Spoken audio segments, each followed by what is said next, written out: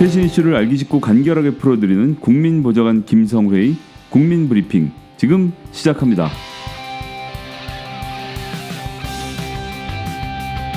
네, 국민보좌관 김성회의 국민브리핑 2020년 1월 2일 2020년 맞아 첫 방송 시작하겠습니다. 반갑습니다.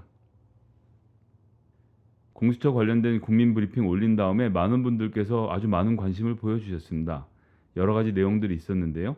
그 내용 중에 몇 가지 반박할 지점들, 그리고 또 질문 들어왔던 것들, 그리고 댓글에 지식의 창에 나오는 이야기들에 대해서 어떻게 생각하는지 또 물어봐 주신 분이 있어서 제가 공수처 이야기 최근 것 보고 왔습니다. 그 이야기들 좀 같이 모아서 진행해 볼까 합니다. 자, 지식의 칼에서 제일 먼저 보고 의무 조항에 대해서 문제 제기를 해주셨는데요. 인지하는 순간 공수처에 보고를 해야 하고 그렇게 되면 공수처의 허락 없이는 수사할 수 없다. 이런 말씀이셨습니다. 그리고 공수처가 마음대로 이관할 수 있기 때문에 수사를 할 수 없다는 것이었는데 그렇지는 않죠. 보고가 곧 수사를 할 수 없는 것은 의미하지 않습니다. 정보를 보고하고 검찰은 검찰대로 수사를 진행하면 됩니다.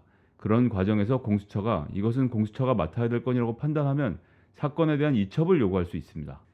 사건에 대한 이첩은 말씀드렸죠. 지금까지 검찰이 갖고 있던 가장 큰 힘은 상대방을 처벌하지 않을 힘이었습니다. 그런 힘을 무력화시키기 위해서는 검찰이 어떤 수사를 하고 있는지, 어떤 내용을 들여다보고 있는지를 알 필요가 있는 것이죠. 그런 과정을 통해서 자정 능력이 제대로 작동되지 않는 검찰을 위해서는 지금으로서는 필수 불가결한 조치라고 하겠습니다. 그리고 그때 말씀드렸던 3조 3항 다시 한번 보시죠. 제3조 3항 대통령 비서실 공무원은 수사처의 사무에 관하여 업무 보고나 자료 제출 요구, 지시, 의견 제시, 협의, 그 밖에 직무 수행 관하여는 일체 행위를 하여서는 안 된다. 이게 무슨 얘기입니까? 청와대가 아무 사건이나 공수처에게 물어보면 무조건 처벌을 받는다는 얘기죠. 공수처의 수사 대상에 올라갈 수 있는 아주 강력한 조항입니다. 검찰에겐 이런 조항이 없죠. 오히려 그런 식으로 따지자면 검찰에게 압력을 행사하기가 더 좋을 것입니다. 왜냐하면 검찰총장은 대통령이 그냥 임명하는 것이거든요. 그리고 또 보시죠. 제27조 처장은 고위공직자 범죄에 대하여 불기소 결정을 하는 때에는 해당 범죄의 수사 과정에서 알게 된 관련 범죄의 사건을 대검찰청이 입첩하여야 한다. 무슨 얘기입니까? 공수처가 수사를 했는데 기소하지 않기로 했어요. 불기소가 그런 뜻이죠. 이 사건 우리 안 할래 라고 이야기하면 대검찰청에 관련 서류를 다 넘겨야 되는 겁니다. 그럼 어떻게 되겠습니까? 대검찰청에서 다시 수사를 하거나 수사한 내용을 기초로 해서 보강해서 기소를 할 수 있는 것이죠. 그렇기 때문에 공수처가 가져가면 사건이 무조건 덮인다는 것은 성립하지 않은 논리가 되겠습니다. 대한변호사협회에 문재인 정부가 간섭이 가능하다는 지식의 칼의 말씀, 이건 정말 제가 웃지 않을 수 없는데요. 기사를 한번 보시죠. 대한변협 전현직 회장들 절대 권력은 절대 부패, 공수처법 반대, 이찬희 절대 권력은 절대 부패, 처장 임명 절차도 중립적 의문, 김현 원한 없던 조항대로가 기각된 법, 법치주의 위계 초래, 하창호 검찰 상위 조직 생긴 것, 중국 공안위원회와 비슷. 이것이 지금 대한변협이 문재인 정부의 공수처에 대해서 내놓은 의견입니다. 전현직 회장단이라고 하죠. 이런 상태인데 대한변협에 문재인 정부가 간섭이 가능하다고요? 어떻게 생각하시는지 반론이 좀 듣고 싶네요. 야당 추천이 2명인데 한 명은 바른미래당에서 할 것이니까 자유한국당 마음대로 할 수 없다라는 주장도 한번 살펴보겠습니다. 자, 우리나라 국회에는 교섭단체라는 것이 있습니다. 20명 이상의 국회의원을 확보한 정당은 교섭단체가 될 자격이 있습니다. 교섭단체는 16개 각 상임위원회에 한 명씩의 간사를 배치할 수 있고요. 원내대표 간에 협의를 해서 국회 의사 일정을 조율하는 등 막강한 권력을 갖고 있죠.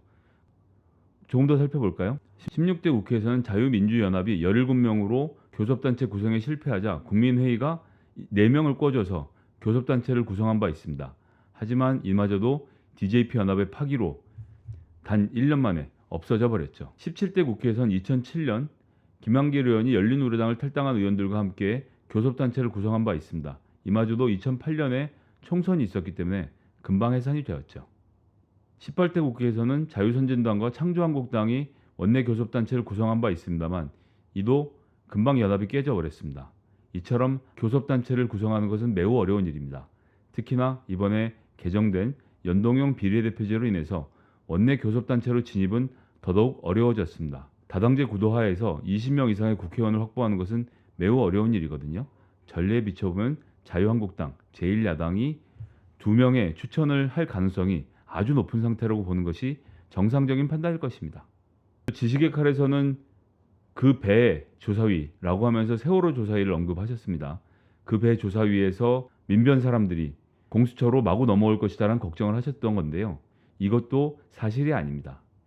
자, 보시다시피 제1기 특조위는 2015년에 설치돼서 2016년에 활동을 종료했고요. 제2기 특조위 활동 기간 역시 기본 1년에 위원회 의결로 1년을 추가할 수 있습니다. 이 모든 조사에 참가했다고 해도 경력은 3년에 불과해서 지금 현재 기준에 못 미치는 수준입니다. 사실은 이 조항을 집어넣었던 것은 감사원, 국세청 등 감찰 기능, 감사 기능을 기본적으로 갖고 있는 공무원들의 참여를 독려하기 위함이었죠. 아주 드림팀이 만들어질 것으로 생각되고 있습니다. 자, 지금 벌어지고 있는 조국 장관 임명 전후로 해서 검찰과 언론의 이러한 난리법석으로 지금 여러 가지로 시끄러워졌습니다. 청와대가 검찰의 발표에 대해서 성명을 발표하는 것을 두고 살아있는 권력 수사를 방해한다고 하지만 지금 검찰의 행태를 보시면 이게 방해받는 수사입니까? 지금 검찰은 자기가 하고 싶은 수사를 마음대로 하고 있는 중입니다. 그런 과정에서 청와대가 해명할 것을 홍보수석이나 대변인이 하나하나씩 해명을 하고 있는 겁니다. 예전 같으면 어떻게 했겠습니까? 우병우 같으면 전화했겠죠. 하지만 문재인 정부는 그렇게 안 하겠다는 것입니다.